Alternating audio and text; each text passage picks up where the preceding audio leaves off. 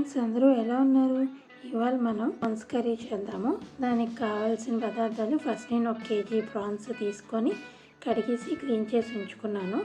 తర్వాత ఇటు onions, 2 green chilli, 3 టమాటా clean చేసి కట్ చేసి ఉంచుకున్నాను. ఇప్పుడు మనం తీసుకున్న ప్రాన్స్ ఉంది కదా, అందులో ఉప్పు పసుపు వేసి కొంచెం దగ్గరికి రావనివ్వాలి. వేరే వాటర్ ఏమి వేయకూడదు, అందులో ఉన్న వాటరే సరిపోతుంది. అలా కలుపుతుండగా చూసారు కదా, కొంచెం చాలా వరకు వాటర్ వచ్చింది. వాటర్ దగ్గరికి అయిపోయి ఈలోకి మనం తీసుకున్న అల్లం వెల్లుల్లి పేస్ట్, గరం మసాలా, ఆనియన్స్ అన్నీ కలిపి గ్రైండ్ చేసుకొని మసాలా పేస్ట్ రెడీ చేసుకోవాలి. మసాలా పేస్ట్ రెడీ అయిన తర్వాత ఇప్పుడు మన ప్రాన్స్ ఎంతవరకు ఎగాయో చూద్దాము. మన ప్రాన్స్ అయితే రెడీ అయిపోయాయి కదండి. ఇప్పుడు ఒక ప్లేట్లోకి తీసుకొని అదే ప్యాన్లోని కొంచెం ఆయిల్ వేసుకొని ఆయిల్లోనే మనం రెడీ చేసి పెట్టుకున్న మసాలా పేస్ట్ వేసుకొని బాగా ఫ్రై చేసుకోవాలి. తగినంత సాల్ట్, గరం మసాలా కూడా వేసుకొని బాగా దగ్గరికి రానివ్వాలి.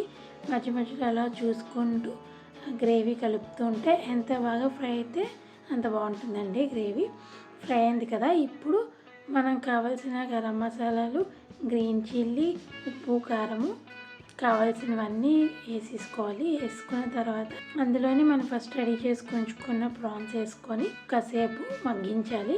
మగ్గిన తర్వాత ఒక 2 గ్లాసెస్ వాటర్ వేసి దగ్గరికి అవుతుంది కదా, వెయిట్ చేయాలి. ఒక 20 మినిట్స్ అలాగా మధ్య మధ్యలో కలుపుకుంటూ చూసుకొని దగ్గర పడిపోయిన తర్వాత ఫ్రై అయిన తర్వాత వస్తే మన ప్రాన్స్ కర్రీ రెడీ అండి. ఇప్పుడు లైట్గా కొత్తిమీరతో గార్నిష్ చేసుకొని ఒక 10 మినిట్స్ ఫ్రై అయ్యాక పొయ్యి మీద నుంచి తీసేస్తే మన ప్రాన్స్ కర్రీ రెడీ అయిపోయినట్టే. చూసారు కదా, వేడి వేడి ప్రాన్స్ కర్రీ రెడీ అయిపోయింది. వేడివేడిగా సర్వ్ చేస్తే బాగుంటుంది. ఓకే ఫ్రెండ్స్, మళ్ళీ నెక్స్ట్ వీడియోలో కలుద్దాం. Bye friends.